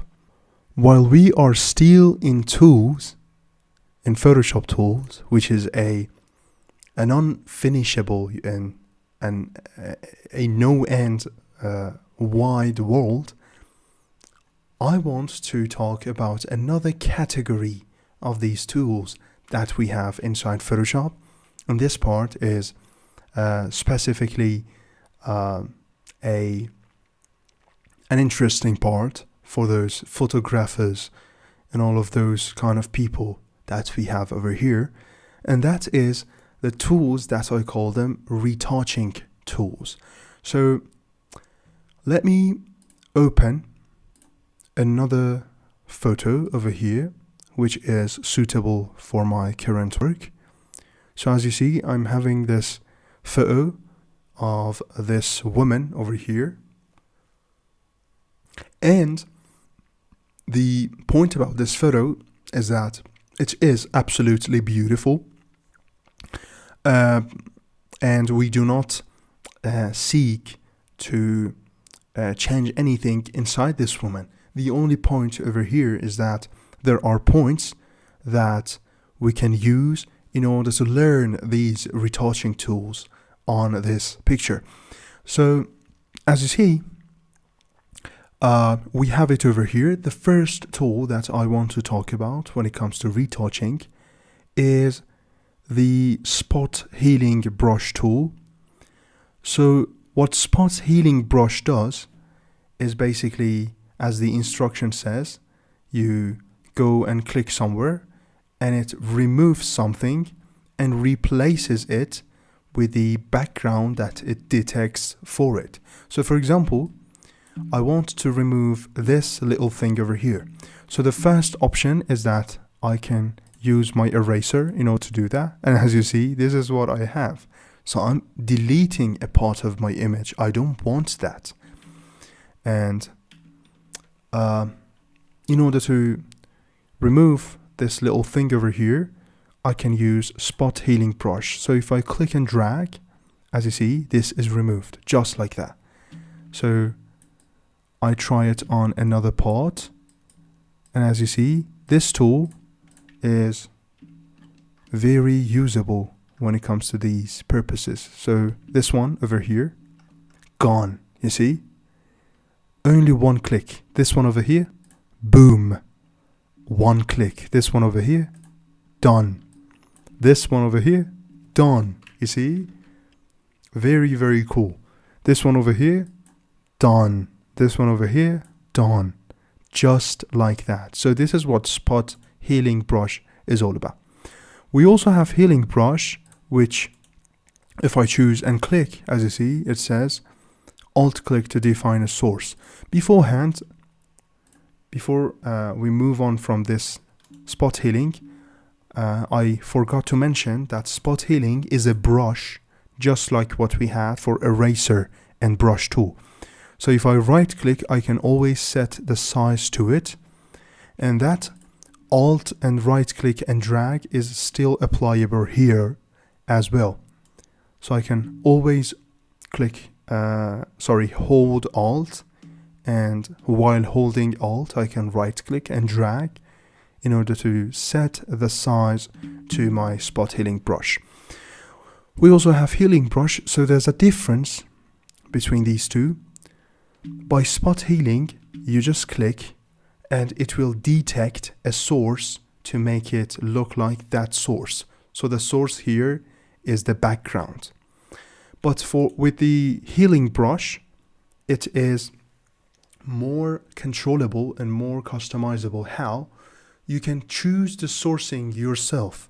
So if you press Alt and click here and click and drag, you will see that it will get the sourcing from that positive, from that plus icon, and bring the source into where we are drawing. You see? So again, I make it bigger. I press Alt and click to get the source, and I click and drag, and as you see, this is what the healing brush is all about. So you choose a source and you start to draw from that source. So as you see, a part of this is just like that, removed. So this is healing brush tool. The next thing that I want to talk about is the clone stamp. So this will basically work just like healing brush, but this is exactly about and specifically about cloning. So what this will do is, again, we have a brush over here, as you see. So if I right click, I have hardness and size to this brush. And if I set my hardness to 100, for example, and my size and everything, and this clone stamp, as you see, again, has an alt, has a source. So if I press Alt and click here, I can specify my source. And by clone stamp, as you see, I am able to make a clone of a specific part into another part. And this is what clone stamp is all about. So this can be used as well in some cases when it comes to photo retouching. The next tool that we have for photo retouching is these set of tools.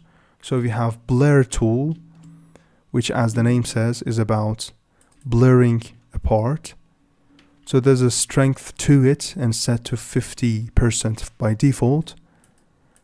But if I increase it, the work that this tool does will be more visible. So it will blur some parts. It is also used when it comes to photo retouching. We have sharpen tool as well, which is again about, as you see, sharpening the contrast and the color sets of a certain part. So this is what happens when we use sharpen, you see. So let me press Ctrl Z to be back. So these are more of a lighting correction kind of things. We also have smudge. So in this smudge tool,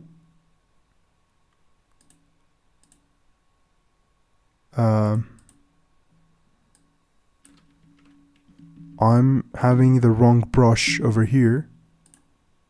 So I hope to change it if possible, in order to teach you what this smudge is all about. Okay, so whatever. This smudge is again about making a specific part of our image deformé, how French say, if I wanna specify. So it will basically work just like a finger, as you see. So you see, it has instructions over here, and this is basically what it does. So I'm having the wrong brush over here, and because of that I cannot show you how it exactly works, but that's basically it. We also have dodge tool. So dodge is about making a part of our image more shiny, as you see. we have burn, which is a vice versa. So we can burn a part of our text, as you see, a part of our image. And it will work like this. So dodge is the undo to burn and vice versa. And we also have sponge tool, which is about removing the colors of a specific part. So this sponge will get the color a little bit and make it more of a dead part inside the image. So these are all about retouching. If I use this sponge a lot, as you see, it will make my image black and white, which is again very beautiful. So these are all the photo related and picture related tools that Photoshop provides us with. We are going to have plenty of specific sessions and lessons just about photos, just about photography, photo corrections, and retouching in Photoshop. But these are the essentials that you need to know in order to understand the software. So the last thing that I want to talk about in the software is the concept of saving. So I have created this project and I want to save it. And Photoshop provides us with plenty of different options. So the first one is PSD. What PSD is all about is just a project of Adobe Photoshop. Sorry, I'm trying to make some changes over here.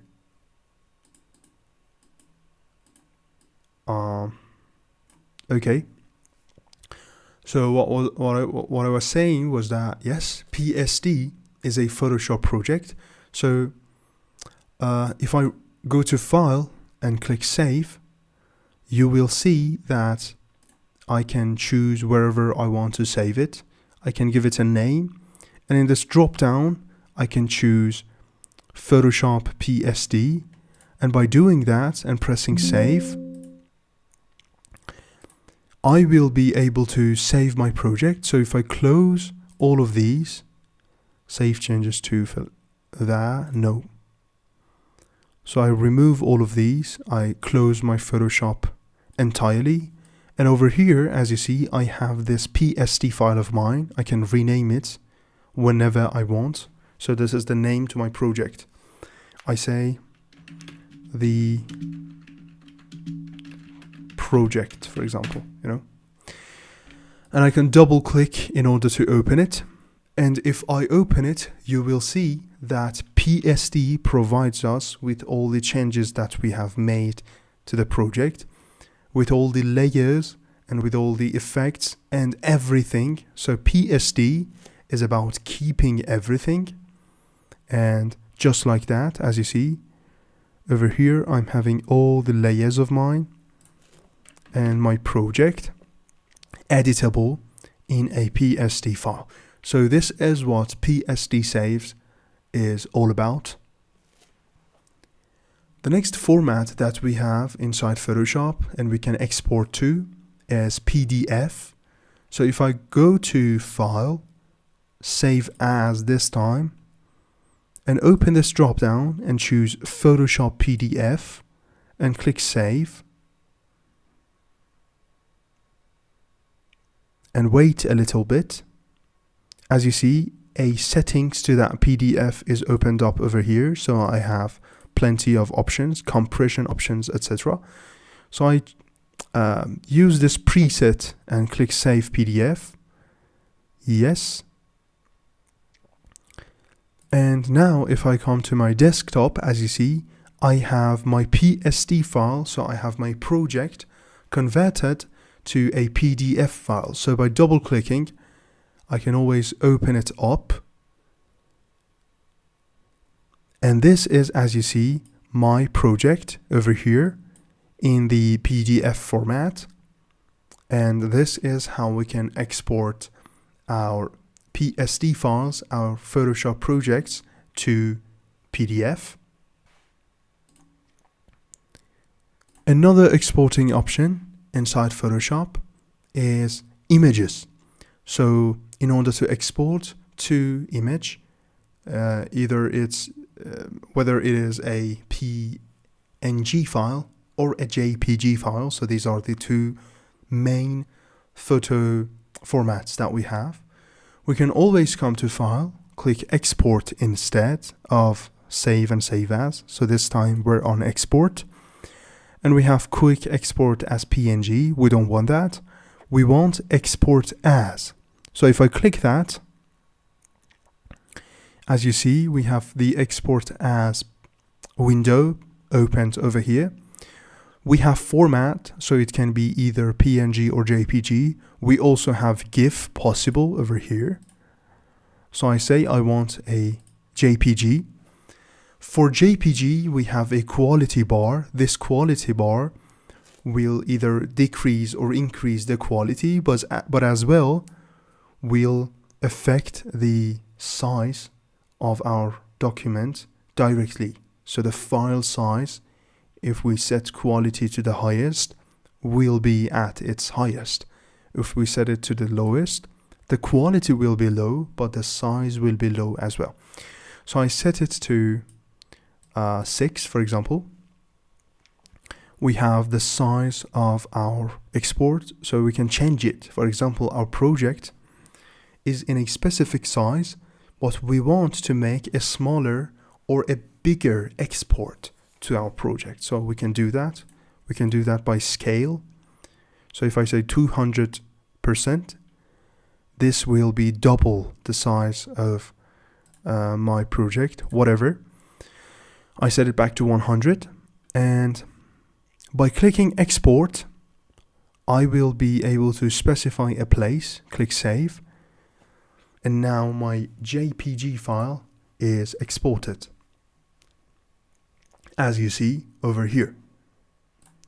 So there's a point I want to make. In order to make that point, I unlock this background and remove it. I want to make my project transparent. And then I come to File, click Export, Export As, and again go the same path. So I save it to JPG again, export. Yes. So as you see, I'm having transparency over here, but my JPG will show it in white for me because this is JPG. This is an average image. But we also have PNG, export as, this time PNG. So PNG will keep the transparent parts transparent by checking this transparency over here. And if I click export and again go the same path to choose where I want to export my project to, you will see that the PNG export is transparent, unlike the JPG one. And this is how we can make exports and saves in different formats from our Photoshop project.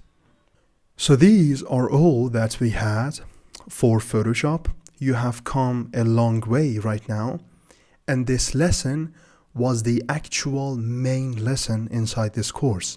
This was the essentials lesson, and all the upcoming lessons and updates to the course are bonuses, which are all project oriented in order to make you a professional Photoshopist. You are now a Photoshopist. You can call yourself that one because you are completely familiar with the essentials of the software. But now, in order to get pro, you need to do a lot of professional projects, and we will do them in the upcoming lessons and updates for the course. It was such a great enthusiasm to be with you. I enjoyed it a lot, and I hope this course has helped you with your skills and you liked it. Take care.